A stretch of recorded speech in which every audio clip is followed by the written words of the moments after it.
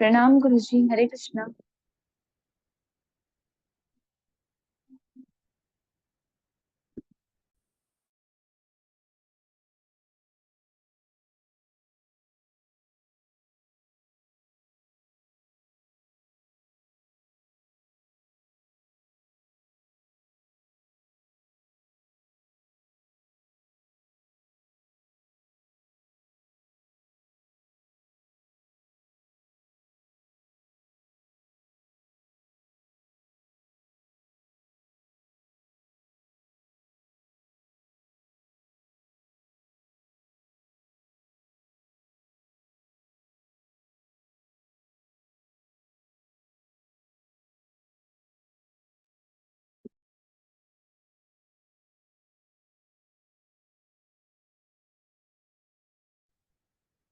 हरे कृष्ण सभी को नमस्ते प्रणाम। प्रणाम गुरुजी। हरे कृष्णा। प्रणाम गुरुजी। राधे कृष्ण, कैसे हैं आप सभी लोग? गुरुजी अच्छे हैं गुरुजी। जय श्री जगन्नाथ। हमें लगा सब लोग आ जाएंगे। 10 मिनट हो चुके हैं अभी, कोई आने वाला नहीं मुझे लगता है। और अगर आ गया तो फिर स्वागत है उनका।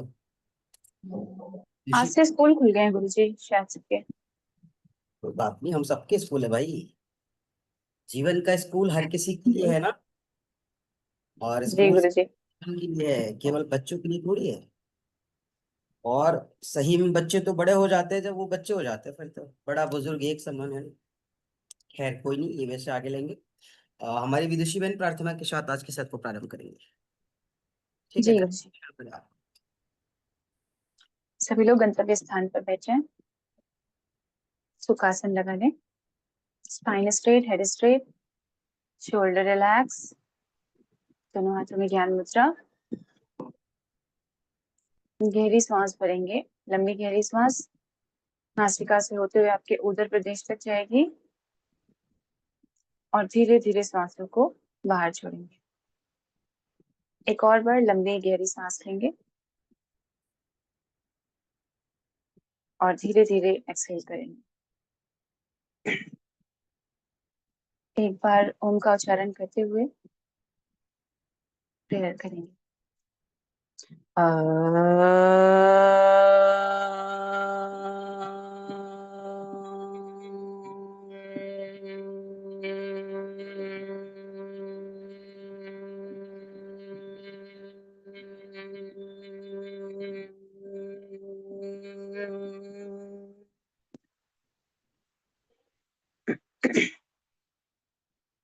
ओम सर्वमंगल मांगल्ये शिवे सर्वार्थ साधिके शरण्ये त्र्यंबके गौरी नारायणी नमोस्तुते। ओम सहना भवतु सहनौ भुनक्तु सह वीर्यं करवावहे तेजस्विनावधीतमस्तु मा विद्विषावहे। ओम शांति शांति शांति ही। हरि ओम तत्सत। हाथों को प्रणाम मुद्रा में जोड़ेंगे चेस्ट के आगे। ईश्वर से प्रार्थना करेंगे कि आज के शुभ दिन के लिए, आज के इस मंगलमय दिन के लिए आपका बहुत बहुत शुक्रगुजार हैं। हे ईश्वर, आपका बहुत बहुत धन्यवाद है। आप सभी दिव्य आत्माओं को मेरा हृदय से प्रणाम, गुरुवर को हृदय से प्रणाम, ईश्वर को नमन, माता पिता को प्रणाम, सबको प्रणाम। हर घर्षण करेंगे हाथों में,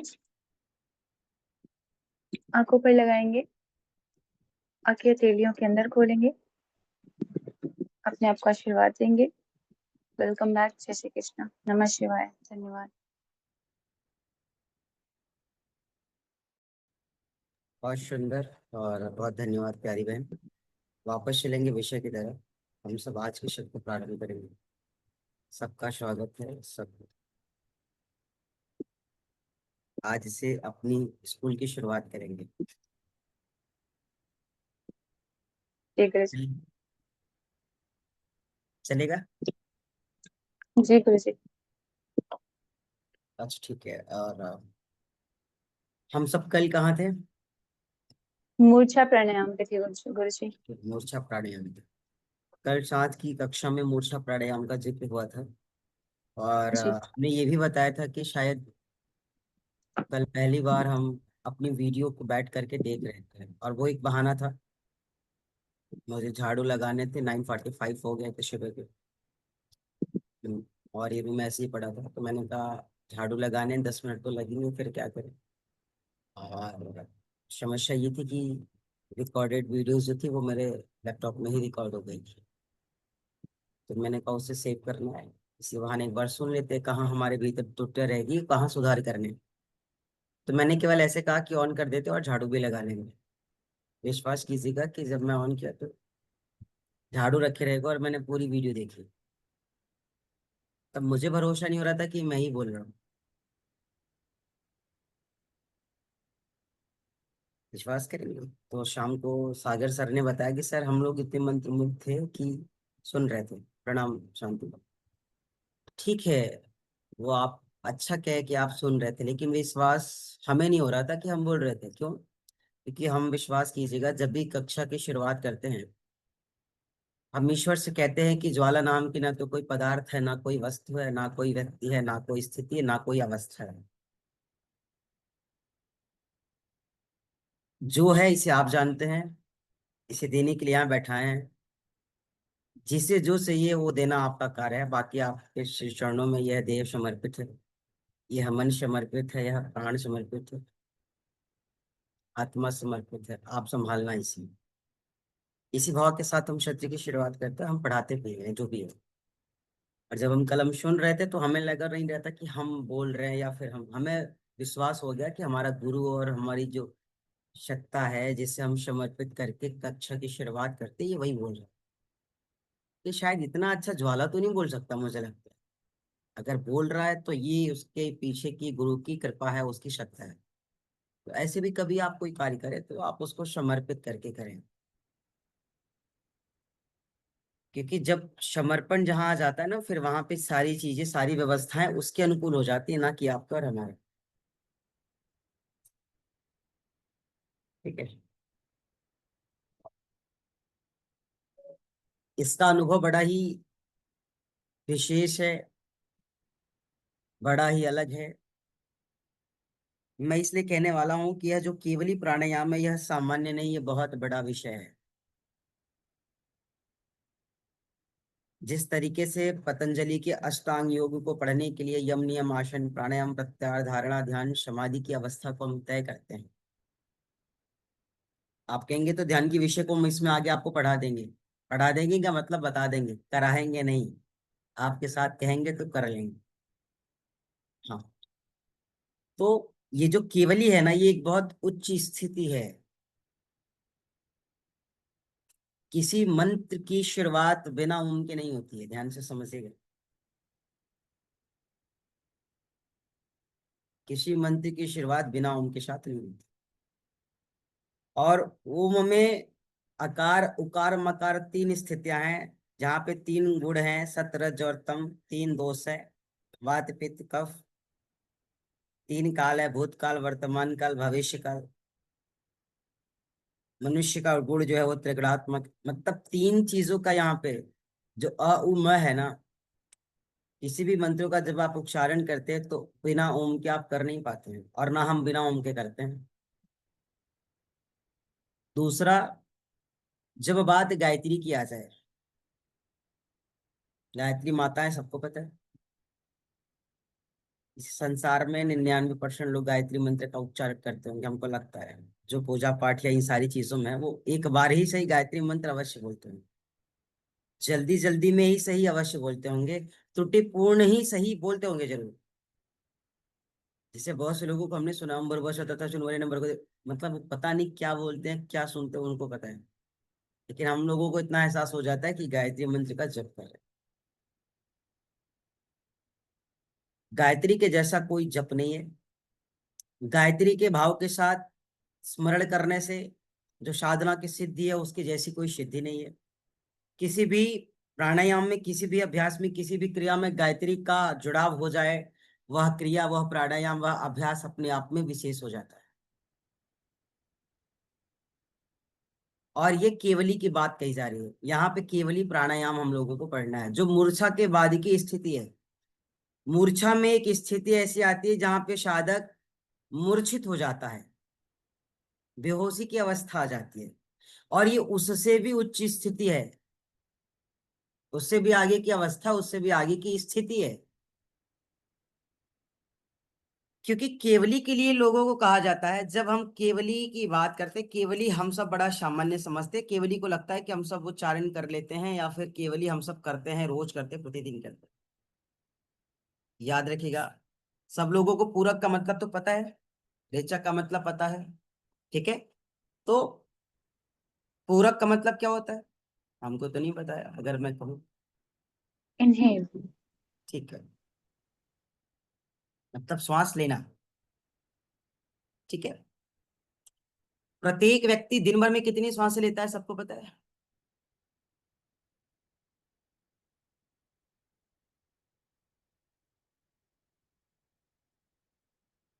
21,600। चलो छोड़ो, मार दो, गोली मारो, खत्म करो, मल्टीप्लाई कर लेंगे।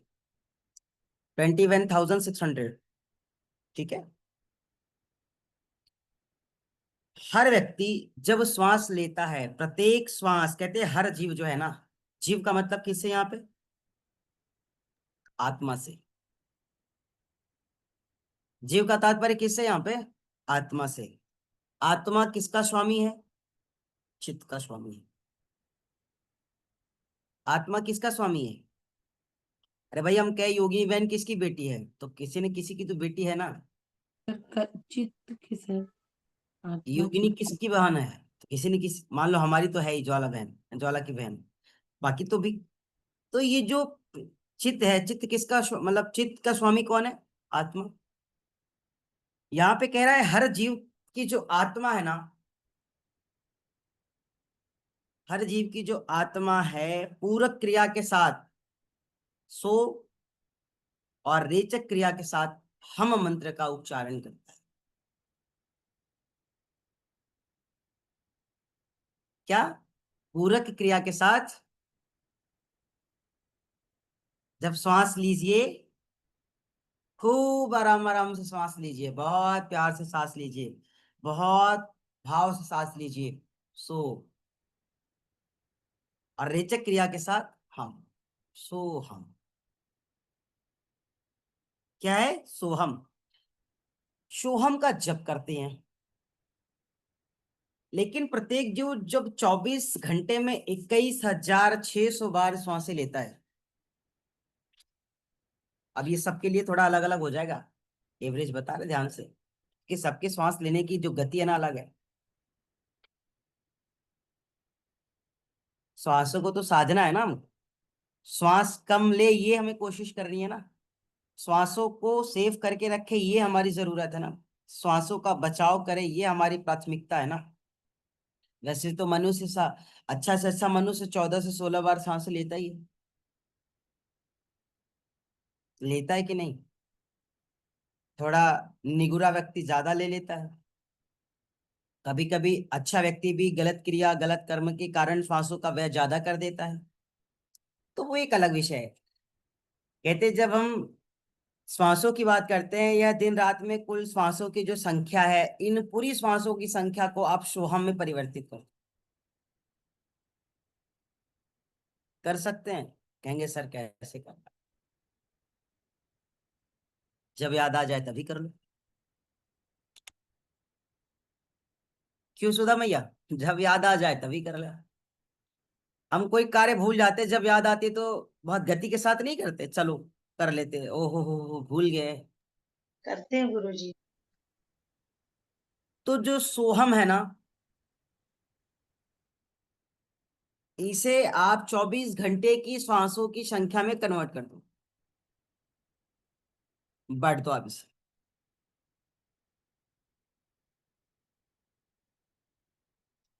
और विलोम से सोहम अजपा गायत्री, बोलना नहीं है आपको, बोलना नहीं है, चिल्लाना नहीं है, बताना नहीं है।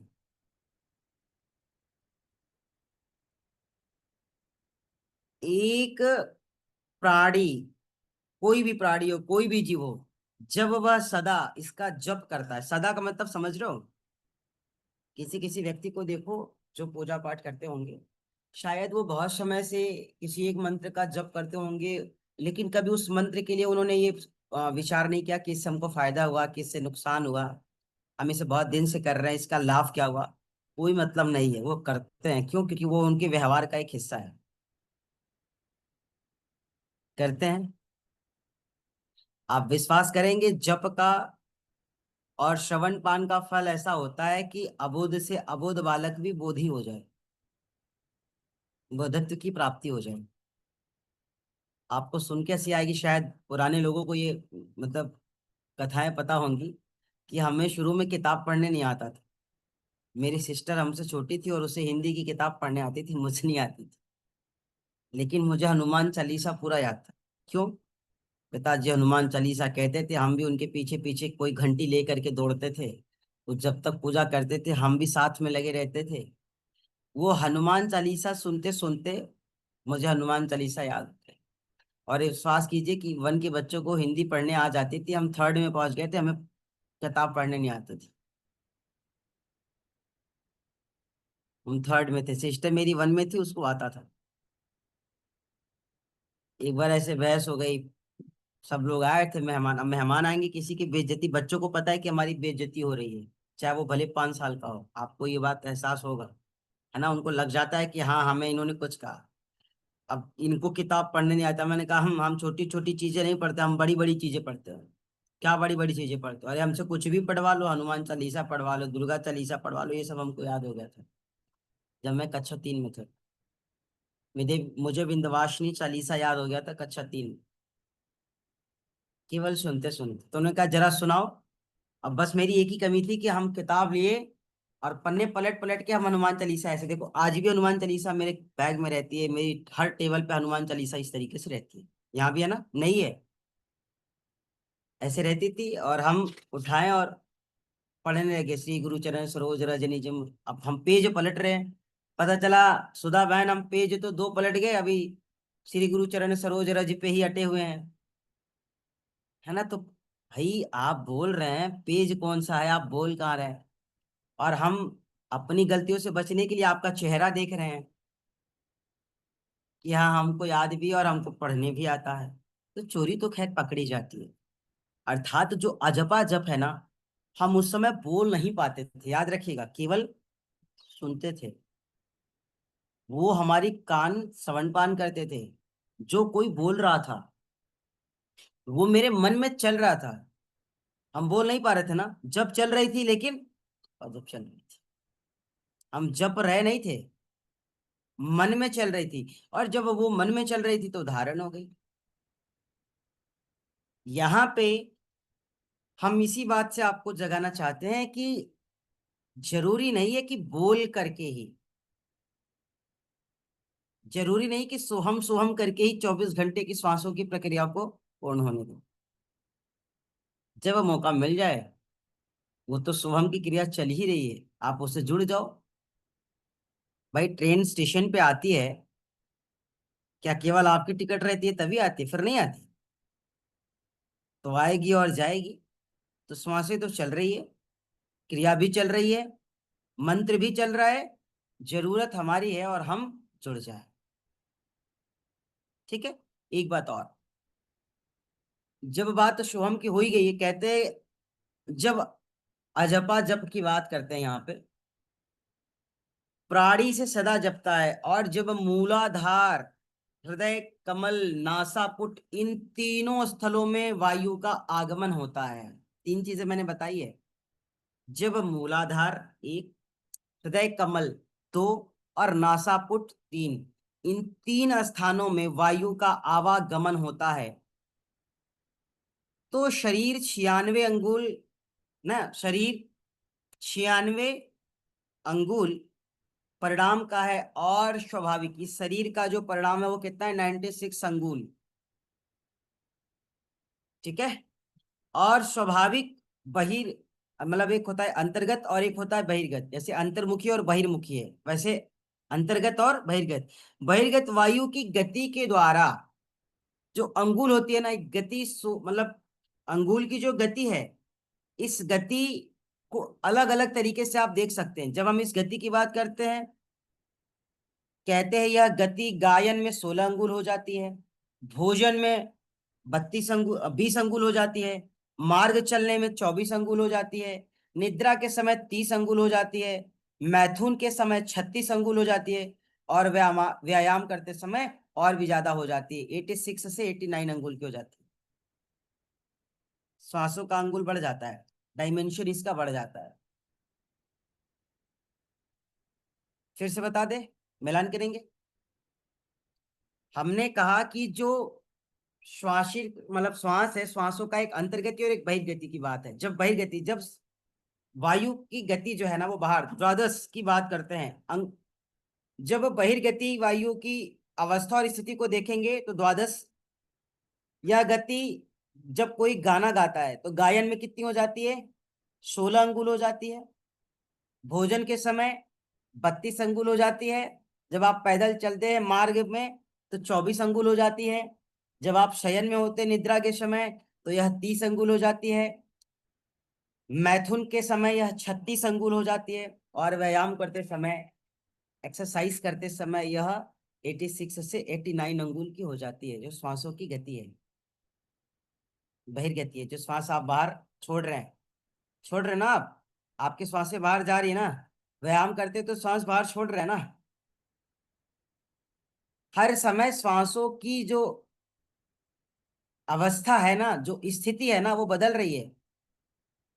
अच्छा, आप लोगों को पता था कि भोजन के समय हमारे श्वासों की वही गति क्या होती है, कितने अंगुल की होती है? नहीं पता है। इतना पता है कि आ, ज्यादा हार्ड वर्क करेंगे तो ज्यादा होगी, कम करेंगे तो कम होगी।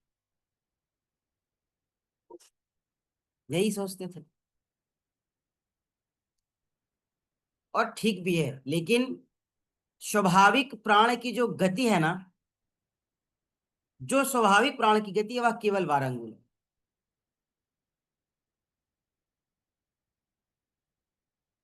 जो स्वाभाविक है, जो हर किसी के साथ होती है। और एक बात, इस 12 अंगुल से न्यूनतम जिसकी गति हो जाए उसकी आयु में वृद्धि होती है। उसकी आयु में क्या होती है, वृद्धि होती है। लेकिन ये होगी कैसे, कैसे होगी? आप लोग, हम लोग कहते हैं ना कि पहले के साधु संत ऋषि महात्मा गण ये सब 500-500 वर्ष जीवित रहते थे। क्यों रहते थे? क्या वो बहुत ज्यादा व्यायाम करते थे? जैसे विदुषी बहन ने इतना व्यायाम किया कि कमर को कमरा बना के खराब कर दिया। अपने लिए नहीं किया, दूसरों को इन्होंने सही करने के लिए सही है। दूसरा आनंद में, ये बेचारी फंस गई। तो व्यायाम क्या उतना जरूरी था? पहले के लोग इतना धमा चौकड़ी करते थे क्या? जरा उठा के देख लेना किसी ऋषि को जो इतना धमा चौकड़ी करते हो।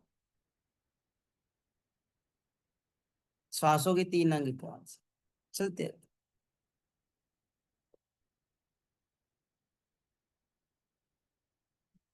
इतना धमा चौकड़ी वो नहीं करते थे, वो साधना करते थे। आप अगर ऋषियों को काय देख रहे हो, आप हमको देख लो, जितने समय से जुड़े हो, हमको कितनी धमा चौकड़ी करते देखे आप? हम तो, आप हमको कभी आसन भी मिला होगा सिखाने के लिए तो बोल देते हम एक दिन में एक ही सिखा पाएंगे, ज्यादा नहीं सिखा पाएंगे। क्यों? आपकी सेहत से ज्यादा जरूरी हमारा सेहत है। हम अपने साथ कभी खिलवाड़ नहीं करेंगे। क्यों करे भाई? तो यहाँ पे जिस साधक की श्वासों की गति 12 अंगुल से नीचे चली जाए, न्यूनतम हो जाए, उसकी आयु में वृद्धि होती नहीं है तो होनी प्रारंभ हो जाएगी। और जितना ज्यादा वो नीचे जाएगा उतनी ज्यादा आयु बढ़ती जाएगी। और अगर इस क्रिया को छोड़ करके, अभ्यास को छोड़ करके मैथुन में लग गए, अधिक से अधिक व्यायाम में लौट गए, आपाधापी में दौड़ा दौड़ी में लग गए, आजकल तो जिम में देखो अटैक आ रहा है, लोग गिर जा रहे हैं, देख रहे हैं ना आप लोग। क्यों? हर एक जीव की एक मूल अवस्था है, एक सामान्य अवस्था है, एक स्वाभाविक अवस्था है। तो आप तो अपनी शरीर को क्या बना रखे हैं? मशीन। क्यों? जो करेंगे हम ही करेंगे, सबसे बढ़िया करेंगे, नहीं तो मेडल हमको नहीं मिलेगा। कितने मेडल लेके ऊपर जाने वाले हो? एक भी नहीं। तो उस मेडल के चक्कर में अपने जीवन का वास्तविक आयाम ना खोए, ये साधक की पसंद होनी चाहिए, ट्रस्ट होना चाहिए, और हम इसी से हट जाते हैं। कहते हैं जब साधक की न्यूनतम गति, जो न्यून गति है, अगर वह 12 अंगुल से अधिक हो जाए तो जीवन का क्षय होता है।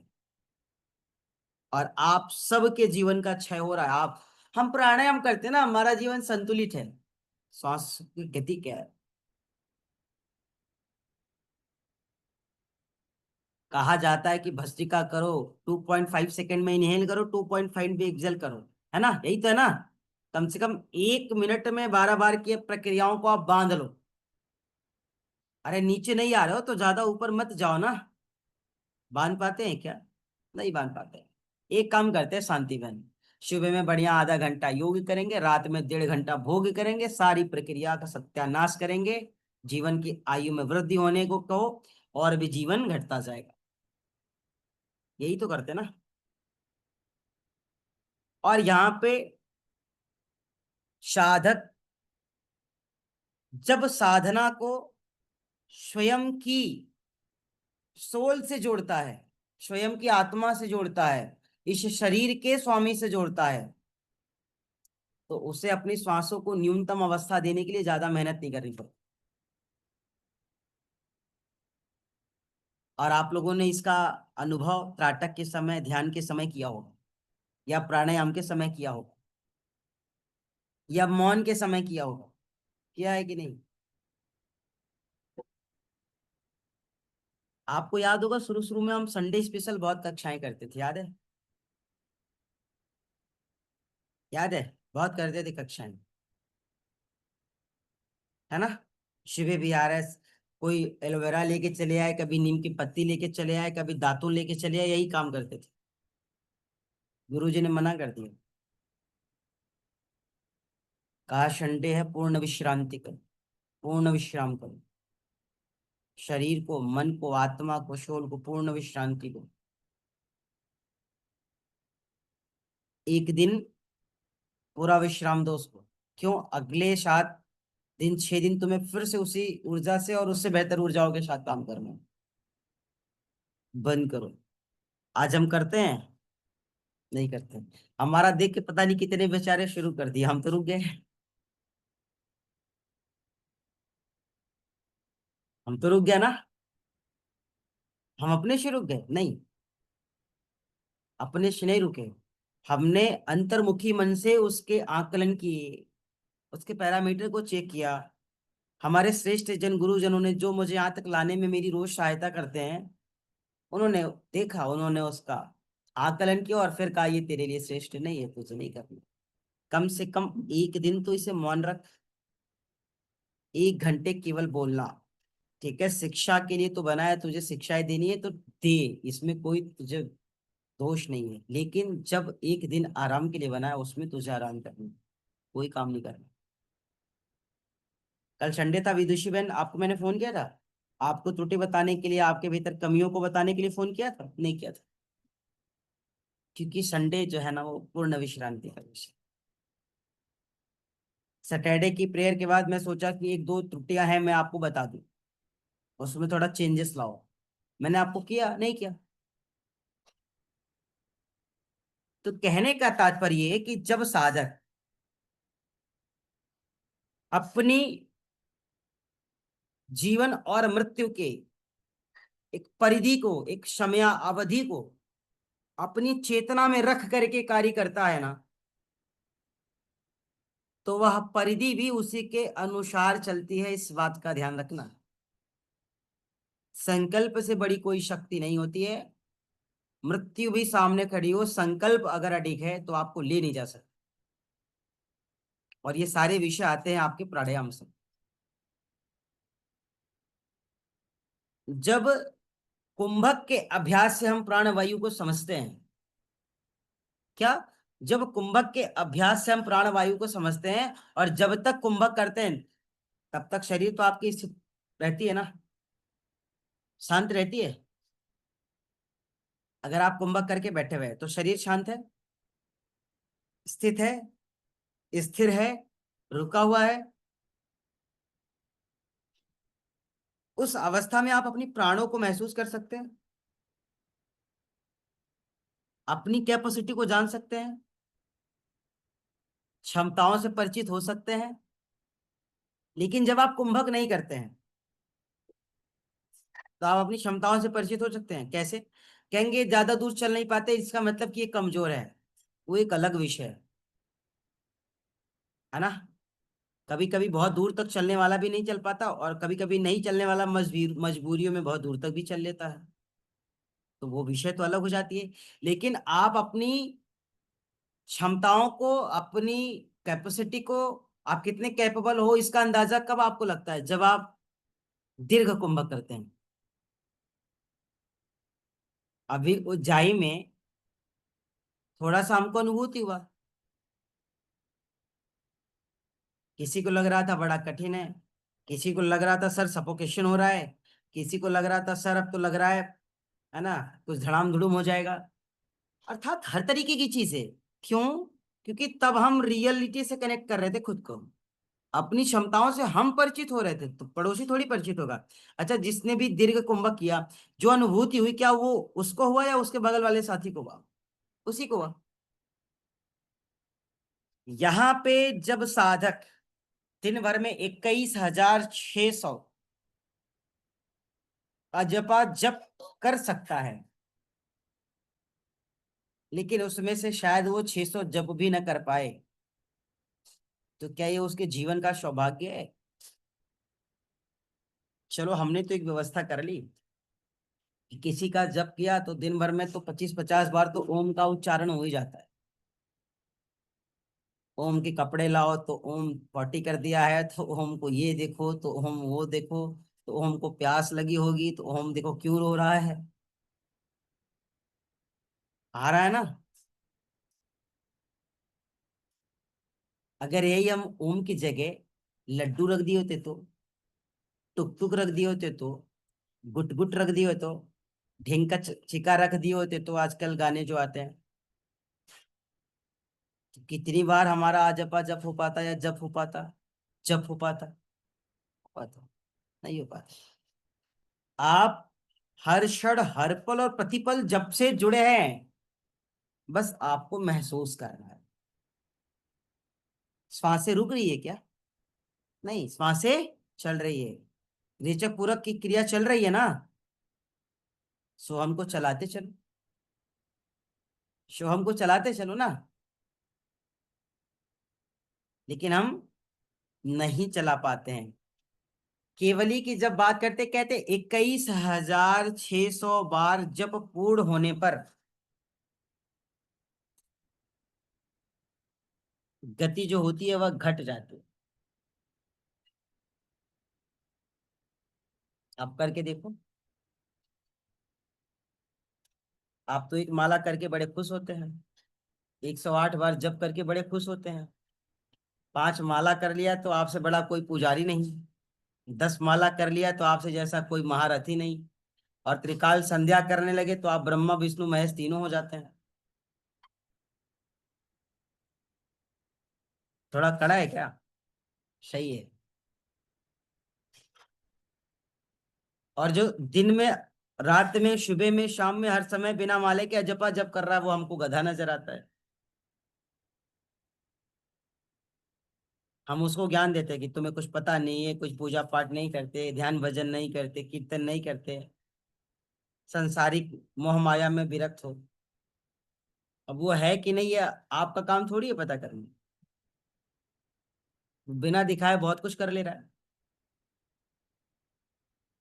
बिना बताए बहुत कुछ कर ले रहा है, और हम बता बता के जो किया है उसका भी सत्यानाश कर रहे हैं। यही करते हैं।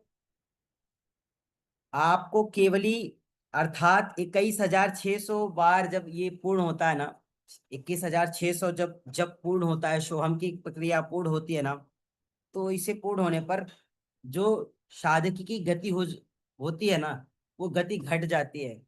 जो आप श्वासों को व्यय कर पा रहे, बच्चों को स्कूल के लिए रेडी करना है, गुरु जी वीडियो आप ठीक है बिल्कुल कर सकती है शांति बहन। अरे हम भी बच्चे हैं ना, कोई बात नहीं, आप करो आप वो बहुत जरूरी है ना, पहले उसको कर लो आप, ठीक है। दूसरा कहते हैं कि और आयु में वृद्धि होती है जब 21,600 आपके शोहम की प्रक्रिया पूर्ण होती है। तो अगर आयु में वृद्धि करना है, कम से कम एक दिन प्रक्रिया करके देख लो किसी दिन। 364 दिन की बात नहीं की हम, एक दिन कोई ऐसा बनाओ कि आज हम सोहम के साथ जुड़ेंगे, आज हम केवली के साथ जुड़ेंगे, आज का दिन हमारा केवली के नाम, क्या कहते हैं, आज की शाम आपके नाम, है ना। तो ये कहता है आज की जाम, है ना, आपके नाम, जो भी है। तो किसी दिन को केवली के नाम कर दो, किसी दिन को रेचक पूरक कुंभक के नाम कर दो, किसी दिन को दीर्घ और सूक्ष्म के नाम कर दो, किसी दिन को गुरु और शिष्य के नाम कर दो, किसी दिन को चित और स्वामी के नाम कर दो। कहते हैं सर कैसे कर पाएंगे, कुछ करना ही नहीं है, फोन बंद करके रख देना आराम से, अगले दिन कोई पूछे बता देना आप विशेष कार्य में थोड़ा व्यस्त थे बस। करके देखो आप एक बार। दूसरा, कैसे नासापुटों से जब हम साधक, कोई भी साधक है ना, सांसों को खींचता है, नासापुटों से मैं कह रहा हूं, मुख से नहीं, नासापुटों से जब कोई साधक सांसों को खींच करके केवली संबक कुंभक करे, क्या, जब चल रहा है, सोहम की क्रिया चल रही है ना, केवली सोहम की क्रिया चल रही है दीक्षक पूरक के साथ, लेकिन वहां पे क्या करना है, उसे कुंभक को धारण करना है, कुंभक को करना है। और जब वह कुंभक धारण कर ले, तो कुंभक धारण करने के बाद 64 बार वो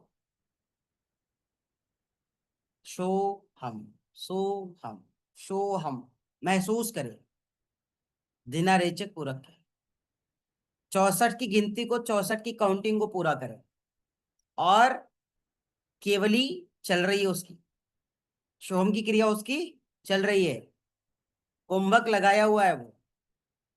आप कहेंगे सर 64 कैसे हो पाएगा, 32 कर लेना, 16 करके देखो, 8 करके देखो, 4 करके देखो।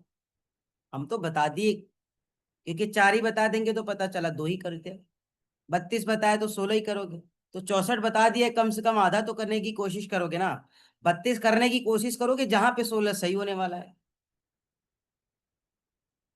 ये हमारे गुरुजन का एक कथन है कि अगर किसी को जल्दी सफल बनाना है, या किसी को सच में तपस्वी बनाना है, या सच में उसे साधना की तरफ अग्रसर करना है, तो उसको एवरेज और मिनिमम नहीं बताया जाता, पूरा बताओ उसको।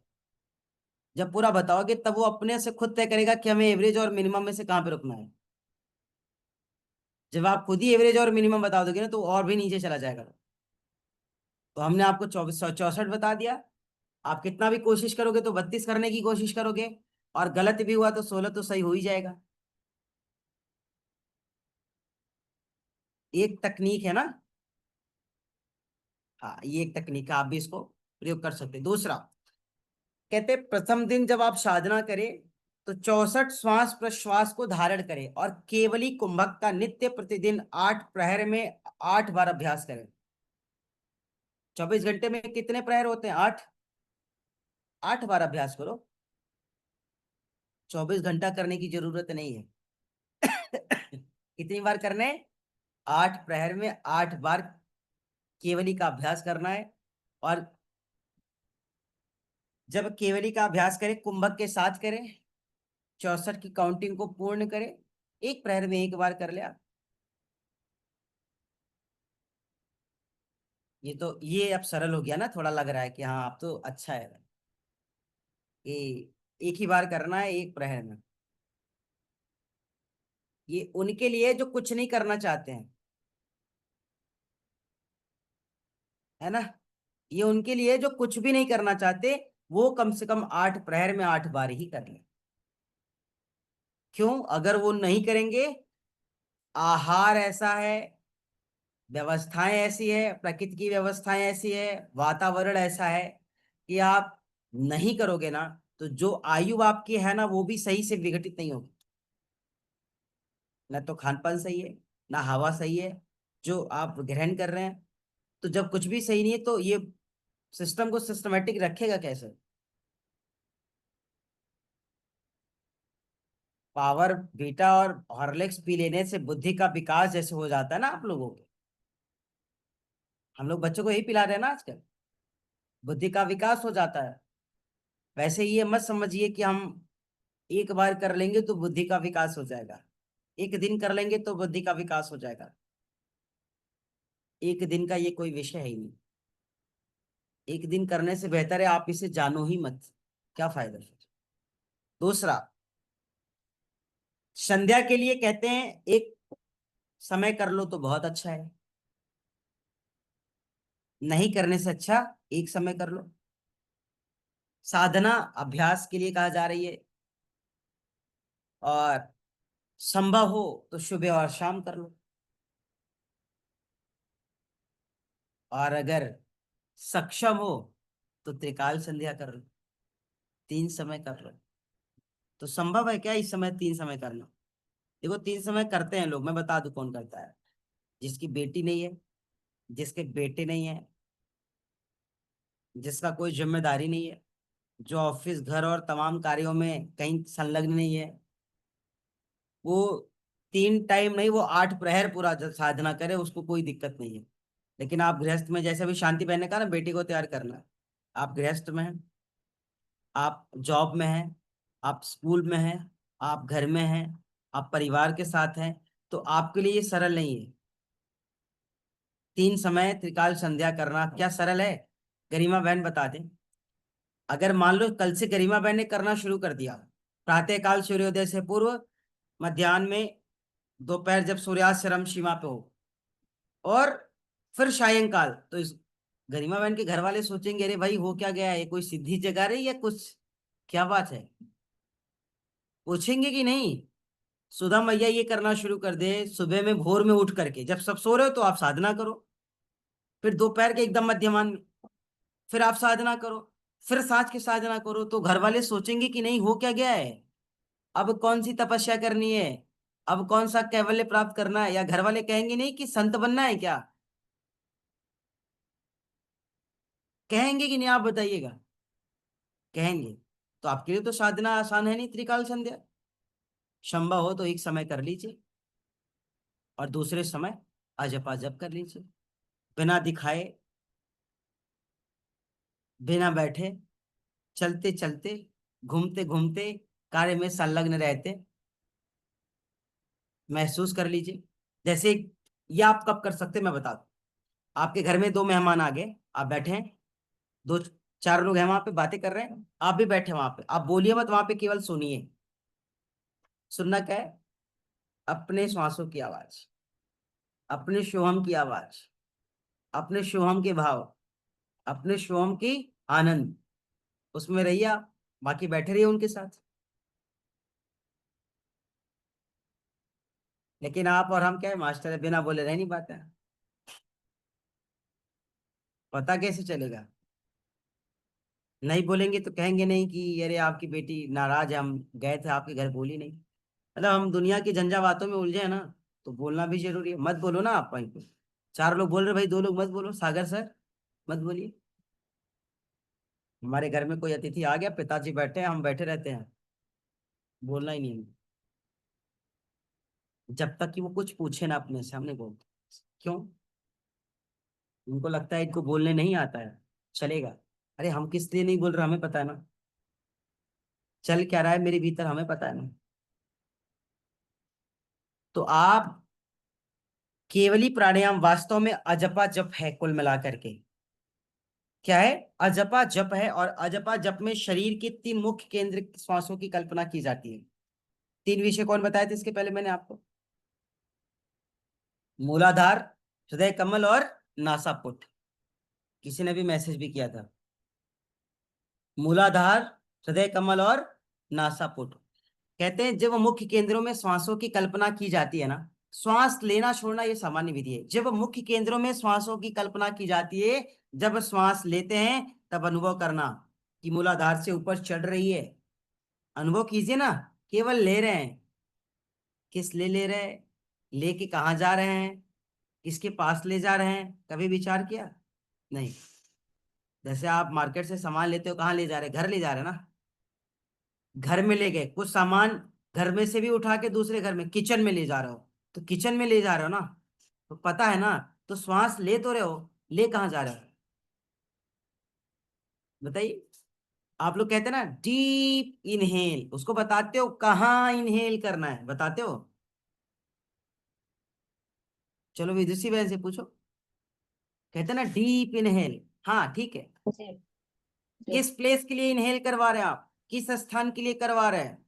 आप उसको बताएं। उधर तक करवाते जी। आप उसको बताएं। पेट तक। अगर वो जानता है तो सही है, नहीं जानता है तो रमता जोगी बहता पानी।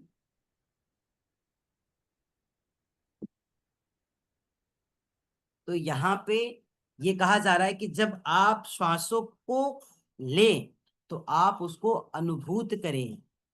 आप उसकी कल्पना करें कि आप कहाँ के लिए ले रहे हैं, कहाँ जा रही है, किसी से ऊपर जा रही है या किसी से नीचे जा रही है। ये तो आपको पता ही होना चाहिए। लेकिन हम बिना पता किए हम डीप डीप में लगे रहते हैं, गरिमा बहन,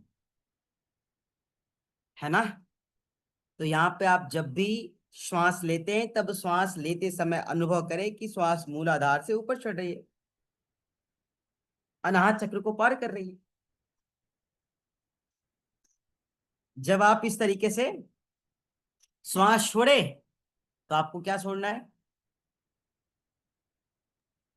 हम अग्र चेतना से ऊपर, मूलाधार से नीचे। श्वास हृदय छोड़ रहे कमल। हैं ना हम। जी श्वास को नहीं छोड़ने छोड़ के रहे हैं, लिए ले रहे हैं। लेने की प्रक्रिया पूर्ण कर ली मान लो। हम्म। ठीक है, तो छोड़ेंगे नहीं, छोड़ेंगे भी तो ना। लेने की छोड़ेंगे। प्रक्रिया पूर्ण कर लिया हम। कल्पना करें कि जब हम श्वास ले रहे हैं तब श्वास लेते समय अनुभव करें कि हमारा श्वास जो है मूलाधार से ऊपर चढ़ रही है, अनाहत चक्र को पार कर रही है, नासा के पास, नासापुट के पास तक पहुंच रही है। जब श्वास छोड़े तो श्वास को छोड़ते समय अनुभव करें कि श्वास हमारी नासिका के अग्रभाग से नीचे मूलाधार की तरफ जा रही है। जैसे जैसे श्वास गुजरती जाए, जैसे जैसे श्वास गुजरती जाए, वैसे वैसे ध्यान प्रबल होता जाए। मतलब जैसे जैसे श्वास छोड़ते जाए आप, गुजरती जाए, छोड़ते जाए, छोड़ते जाए, वैसे वैसे आपका ध्यान प्रबल होता जाए। तो इस भाव से आपको क्या करना है? श्वास लेना है, श्वास छोड़ना है। एक बात और, जब आप श्वास ले और श्वास छोड़े तो शुरू में ही बता दिया जाएगा सो और हम, पता है। लेकिन वहां पे बोलना नहीं है, उच्चारण नहीं करना है। और जो स्वर है, कहते हैं ना, इन श्वासों के साथ महर्षि ने इन मंत्रों में स्वर योग को ज्ञान दे रहे हैं एक तरीके से। कहते हैं कि मनुष्य जब दीर्घायु होना चाहता है तो उसे दीर्घ श्वासों के साथ संबंध बनाने होंगे। मनुष्य जो दीर्घायु होना चाहता है उसे दीर्घ श्वासों के साथ संबंध बनाने होंगे। आपको नेतागिरी करनी है तो नेता लोग से संबंध बनाते कि नहीं? प्रधानी करनी है तो प्रधान जी के साथ एक पंचवर्षीय है ना, तो आराम से रहते हैं, घूमते हैं, सीखते हैं, देखते कार्यभार। एक एमए की कक्षा में अपनी अनुपमा बहन है, अनुपमा सिंह राठौर, वो अपने गांव की प्रधान है।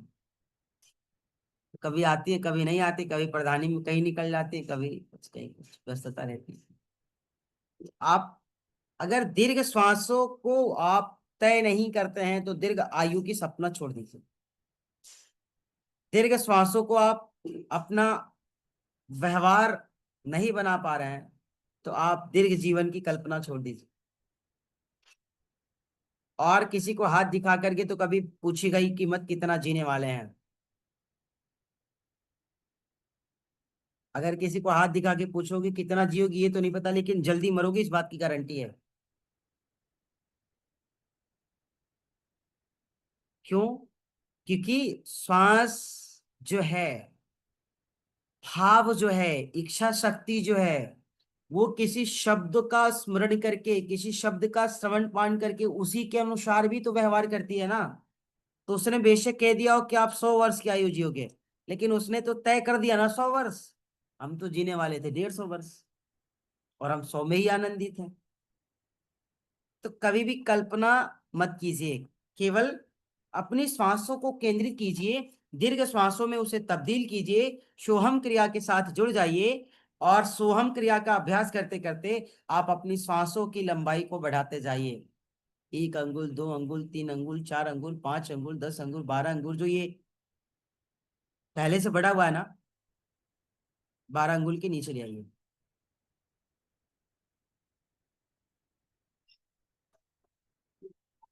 ले आएंगे। 12 अंगुल से नीचे लाने का मतलब जो स्वाभाविक प्रक्रिया है, लेकिन जो आपको ये बता जा रहा है कि 12 अंगुल से नीचे लाइए, बहुत कठिन काम है भैया, आसान थोड़ी है, बहुत कठिन काम है। और जो 10 में भी आ गया ना, वो समझ लो राजा की तरह जीवन जिएगा, एकदम बढ़िया।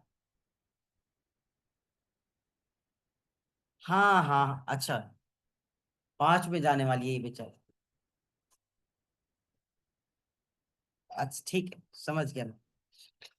तो यहाँ पे साधक को अपनी श्वासों को दीर्घ बनाना है, दीर्घ कुंभक के साथ, रेचक पूरक की प्रोसेस के साथ सोहम की क्रिया का अभ्यास करना है।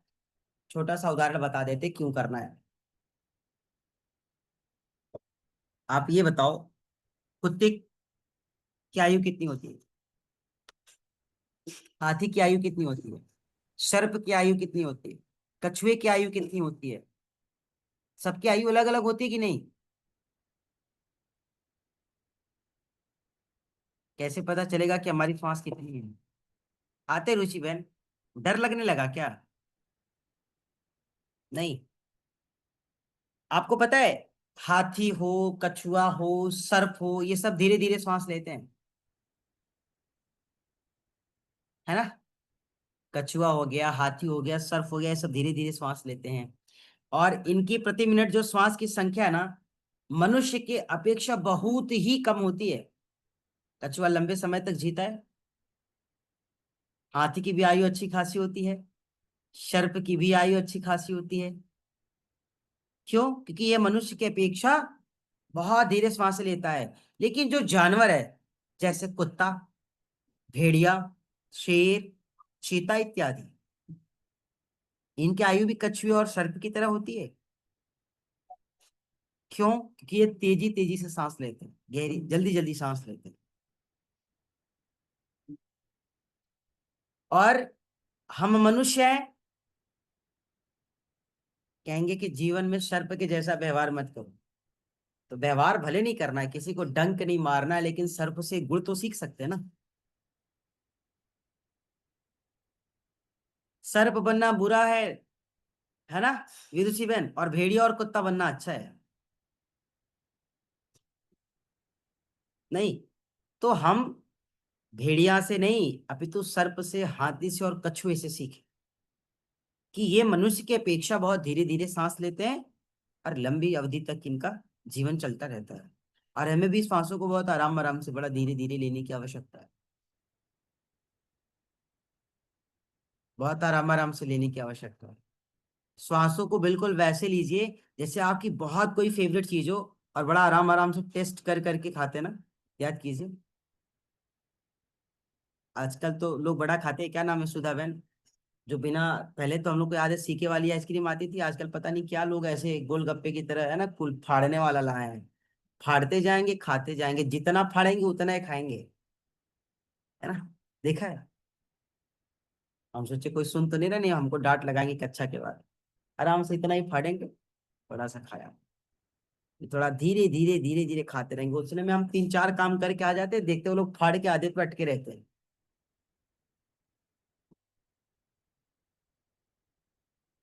अगर हमसे कहते फाड़ के खाने के लिए तो हम तो फट से फाड़ते और फिर खा के खाली करते। वो टेस्ट ले लेकर के खा रहे हैं, बड़े आराम आराम से खा रहे हैं ना, खा रहे हैं ना। तो ऐसे ही टेस्ट की तरह श्वासों को लीजिए आप, टेस्ट की तरह श्वासों का व्यय कीजिए। आपको कोई चीज बहुत पसंद है तो सब दे देते हो, नहीं थोड़ा सा ही देंगे, हम नहीं देंगे। हाँ तुम ये वाला खा लो, हम ये वाला नहीं देंगे। याद करो, आप करते हैं कि नहीं? तो श्वासों को भी ना टेस्ट की तरह लो। आनंद लेना है तो,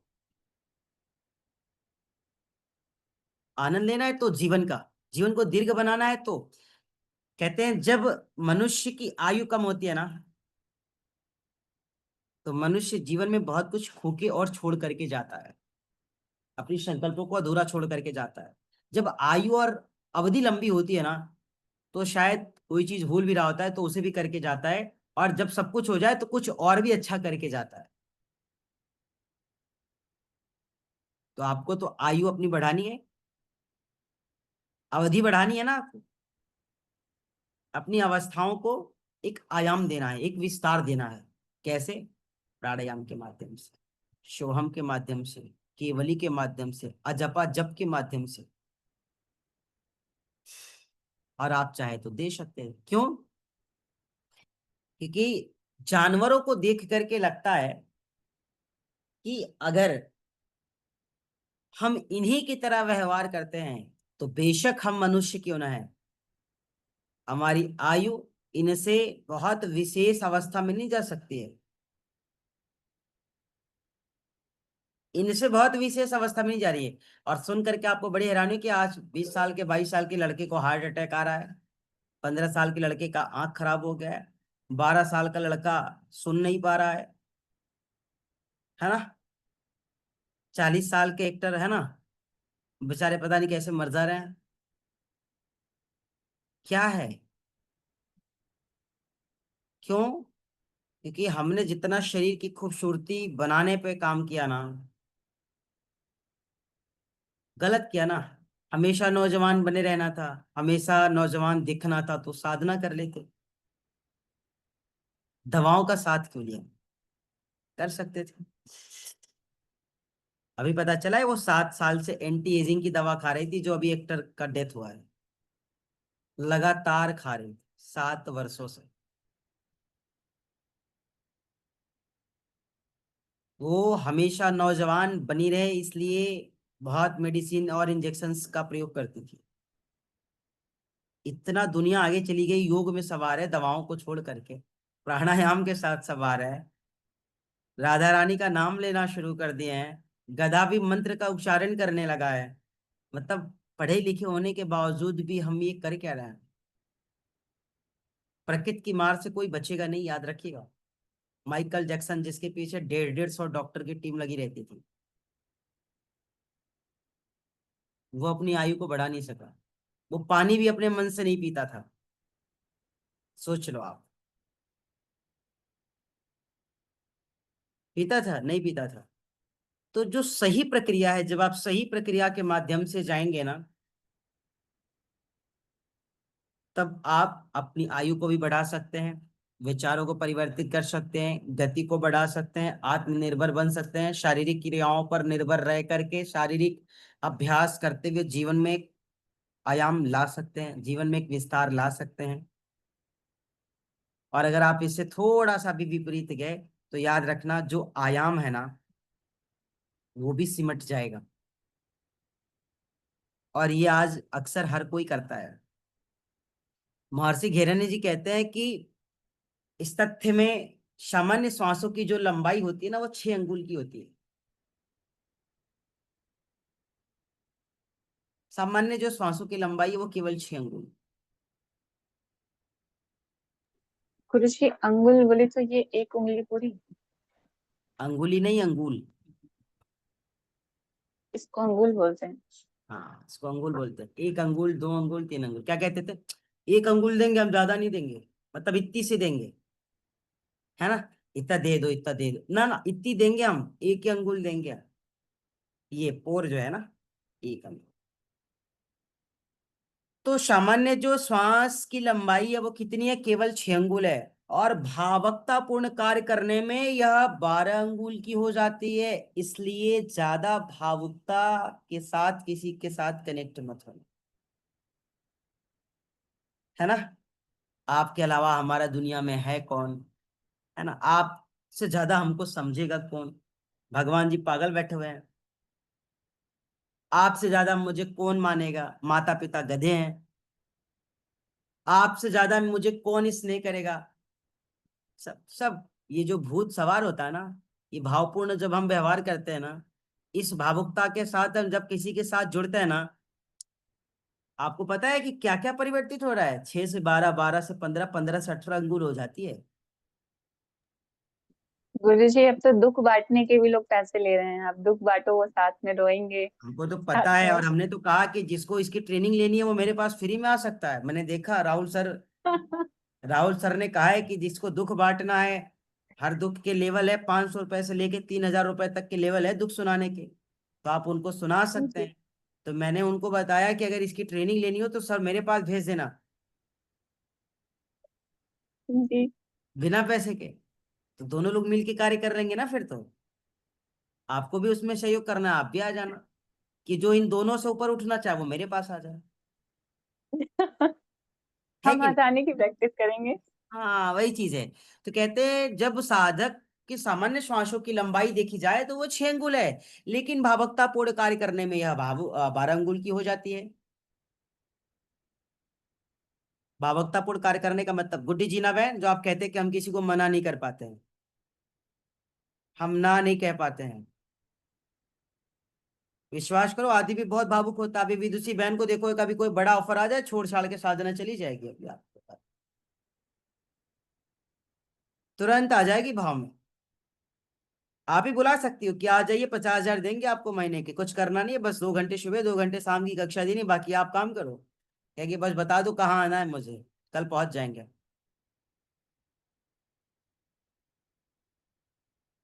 क्यों, भाव में आ गई ना। क्या दिखा, 50,000। ना कह पाई नहीं, तो ना कहने का सामर्थ्य सबके पास नहीं होता है। बिल्कुल नहीं, एकदम नहीं, कदापि नहीं, संभव ही नहीं है, सवाल ही नहीं है। ना कहना सीखे। ना वहां कहते पति कहता है मान जाओ, गुस्सा त्याग दो, ना, बिल्कुल नहीं। गुस्सा थूक दो, एकदम नहीं। झगड़ा मत करो, सवाल ही नहीं है, वहां पे लड़ेंगे, है ना। तो यहाँ पे भावुकतापूर्ण कार्य करने में यह 12 अंगुल की हो जाती है। भावुकतापूर्ण कार्य का अर्थ है किसी की भावना का उमड़ना।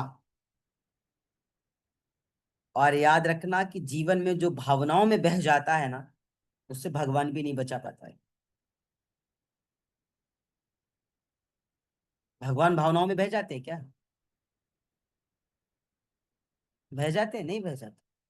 साधक को भावनाओं में नहीं बहना चाहिए। अच्छा आप हमको भावनाओं में जरा बहला लो, हमको बहा लो। आप तो ठीक है, आप पता नहीं कितने समय से बहुत से लोग आए, बहुत से लोग गए। और गरिमा बहन, बहुत से लोगों ने बहाने की कोशिश भी की, विश्वास करो। घर वालों को हर मैसेजेस दिखाते थे, मतलब बड़ी हम लोग को हंसी आती थी, बड़ी खुशी भी होती थी, ठिठोलियां भी होती थी। लेकिन बहला बहला लो, फुसला लो नहीं। जो इन विषयों को जानेगा वो कभी बहकेगा नहीं, याद रखना। और ये आपके लिए जरूरी नहीं, आप तो बहुत उच्च अवस्था में आ गया ना। ये आपकी नई पीढ़ियों के लिए जरूरी है, जो आपसे जुड़ने वाली है, जो आपकी होने वाली है, जिसके जीवन की तार आपके श्वासों की तार से चलने वाली है। उसको संजो लेना है, उसको संतुलित कर देना है, उसको एक बैलेंस अवस्था दे देना है। ये आपकी सफलताएं होंगी। दूसरा, अगर भाव वेश में आ गए तो कुछ ऐसा होगा कि जो हमारे भीतर एक भावनात्मक परिवर्तन लाएगा, और जैसे ही भावनात्मक परिवर्तन आता है श्वासों की लंबाई बढ़ जाती है। बड़ी ऊर्जा आ गई ना एकदम, भाई कर ले जल्दी से, नहीं गड़बड़ हो जाएगा। तो जल्दी के चक्कर में श्वासों की लंबाई बढ़ गई ना, श्वासों की लंबाई बढ़ेगी, आयु कम होगी ना, तो इसलिए बहुत ज्यादा भाव में नहीं उमड़ना। जो आजकल के लड़के लड़कियां बहुत भाव में उमड़ रहे हैं ना आजकल, पता नहीं है जीवन, जीवन की मोल का कुछ भी पता नहीं है उनको। तो कभी किसी की भावनाओं में बह मत जाना। कोई आपसे कहे मैं आपको बहुत मानता हूं, तो कह दो धन्यवाद, हम आपको बहुत प्रीत करते हैं, आपका आभार, हम आपको बहुत समझते हैं, साधुवाद,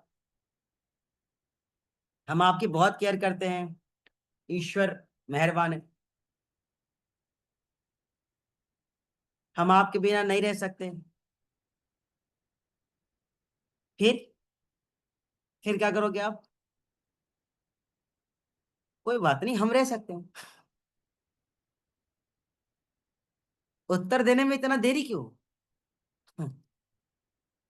आराम से कह सकते हैं ना, कोई बात नहीं, हम रह सकते, हम आपके बिना नहीं जी सकते, हाँ बस इतनी सी बात है, कोई बात नहीं, हम तो जी ही सकते ना। आप मरोगे, कोई बहुत कुछ नहीं जाएगा, हम मर जाएंगे, बहुत कुछ जाएगा, इसलिए हम नहीं मरने वाले, हम बहुत जीने वाले हैं। क्यों? मुझे दूसरों को मार्गदर्शन देना है। तो कभी भी किसी की मीठी मीठी बातों में मत जाना, भाव में मत जाना, भावनाओं में आओगे, श्वासों की लेंथ बढ़ जाएगी, इसलिए भावनाओं में मत बहना। अगर श्वासों की लेंथ बढ़ानी हो तो भावों में बहो। और बहाने वाले शांति बहन तो आपको पता है पग पग पे मिल रहे हैं, है ना? गाना सुनाते चांद तारे फूल शबनम तुमसे अच्छा कौन है। कितनी बड़ी बात है ना, आकाश अच्छा है ना पृथ्वी अच्छी है, ना सूरज अच्छा है ना चांद अच्छा है, ना तारे अच्छे हैं ना जमी अच्छा है, बस यही अच्छे हैं बस, तीसरी दुनिया से आए, तुमसे अच्छा कौन है। सुना है ना? तो इन विषयों को सुन करके आत्मसात करके आप अपनी साधना की पथ पर आगे बढ़ नहीं सकते हैं। इन विषयों का त्याग करें, भावनाओं को एक संयम की डोर से बांधने का प्रयास करें। संयम की डोर से बांधना है। जैसे हमने कहा ना, जब तीन चार चीजें बोला सब बड़ा आराम से सुन रहे थे शांति से। जब मैंने एक बार बोला कि हम आपके बिना नहीं रह सकते, तो विदुषी बहन सोच रही थी कि अब क्या बोलेंगे। सिंपल सा प्रश्न था, कोई बात नहीं, हम रह सकते हैं, यही तो कहना था। तो इतना कहने में फिर देरी क्यों? सिक्स सेंस काम नहीं कर रहे हैं इसका मतलब? बिल्कुल एक्टिव रहिए। किसी की फीलिंग हर्ट हो रही है, किसी का जीवन व्यथित हो रहा है, किसी का जीवन गर्त में जा रहा है, आपको चिंता करने की आवश्यकता नहीं है, वो खुद ले जा रहा है, वो अपनी कर्मों का जिम्मेदार है, वो अपनी जीवन का जिम्मेदार है। आप कहेंगे सर हम उसके जीवन को नया ट्रैक नहीं दे सकते। अपनी ट्रैक बिगाड़ना हो तो जाके दो, किसने मना किया है? आप अपनी साधना को भंग करना चाहते तो दीजिए, बेशक दीजिए। आप किसी एक को संवारने के चक्कर में लाखों लोगों को छोड़ रहे, याद रखिए। तो आपको लाखों लोगों को संवारने का संकल्प जो आपने लिया उस पे काम करना है। दूसरा, केवली के बाद कहते हैं, जब केवली प्राणायाम में साधक रम जाता है ना, आनंदित हो जाता है, खो जाता है, तो फिर धीरे धीरे धीरे धीरे उसके साधना जो होते हैं ना वो निर्देशात्मक होने लगते हैं। पता है, साधना उसकी निर्देशात्मक होने लगती है, अर्थात वो बिना किसी भाव के, बिना किसी को कुछ कहे, बिना कुछ व्यक्त किए, जैसे निर्देश पारित होने लगते हैं। कहते हैं ना शासन का निर्देश आया है। तो जब केवली में आप आगे बढ़ोगे ना, तो साधना के पथ पे जितना आगे जाओगे, आपकी साधना क्या देने लगते हैं? निर्देश देने लगते हैं। ठीक है।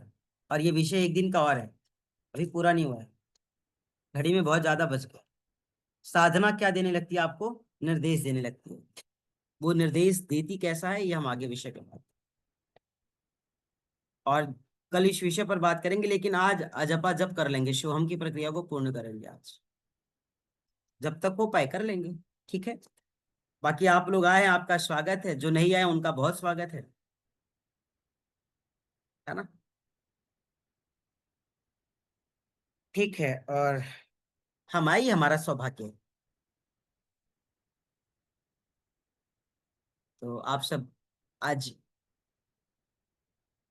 हमारे इस अंग्रेजी नव वर्ष से देखा जाए तो आज जुलाई माह से एक बार फिर से लोगों की प्रतिक्रियाओं में एक नया आयाम जुड़ने वाला है। नए तरीके से परिवार का संचालन, व्यवस्थाओं का संचालन हम फिर से करने वाले हैं। सारे अतिथि अपने गंतव्य स्थान तक पहुंच गए होंगे, कुछ 2-4 दिन में आगे पीछे भी पहुंच जाएंगे। छुट्टियां खत्म हो गई है, जीवन की साधना का पथ फिर से शुरू होने जा रहा है। और आप सबकी भी अगर साधना में कहीं अविलंब किसी कारण, दोषवश, अज्ञानतावश अगर विराम आ गया हो, तो कम से कम आज 1 तारीख है, आज से संकल्प लीजिए और आज से अपने जीवन को एक पथ प्रदान कीजिए। जो पीछे भूल चूक हो गया त्याग दीजिएगा। जीवन में जितनी बुराइयां थी, जिससे झगड़ा हुआ, जिससे लड़ाई हुआ, जिसको पाया, जिसको खोया, कल तक था, आज से कुछ नहीं। जो आपका था आगे भी रहेगा, जो है नहीं उस पर कभी चर्चा ही नहीं करेंगे। जो बीत गया उस पर कोई प्रतिक्रिया नहीं, जो आगे होने वाला है उसके लिए भी कोई परिचर्चा नहीं। एकदम समभाव में चलिए और साधना के पथ को आज से फिर प्रारंभ कीजिए, है ना। हम ये इसलिए कह रहे हैं कि आज से हम खुद वो कार्य करने वाले हैं, जैसे करते तो रोज ही है। फिर से एक नई विचार, नई ऊर्जाओं के साथ और एक बार फिर से कोशिश करेंगे कि दिनचर्याओं को और भी सुव्यवस्थित किया जाए। और आज से अच्छा सोचिएगा, जो चाहते हैं वही सोचिएगा, वही होने वाला है। आपको जो चाहिए आप वही विचार करिएगा, वही विचारों में रखिएगा, वही व्यवहारों का हिस्सा रहे, वही स्वभाव का हिस्सा रहे और वही अंतस में स्वीकार्य रहे। होगा वही जो आप चाहोगे। जीना बहन, आपके लिए भी एक नया जीवन है आज से।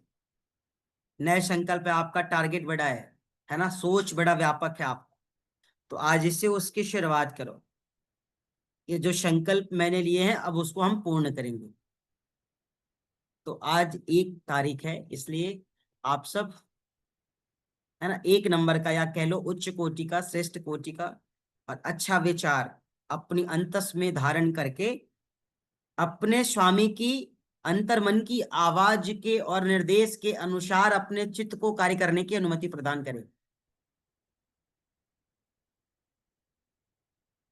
ठीक है, ठीक है। तो आप सभी का बहुत स्वागत है। और जिनको एक्स्ट्रा जिम्मेदारी है बच्चों को तैयार करना, स्कूल भेजना, उनको भी मेरी शुभकामनाएं। ईश्वर उनको सामर्थ्य प्रदान करे कि इस गृहस्थ जीवन में परिवार के सेवा के साथ, है ना, साधना की सेवा में आगे बढ़ सके।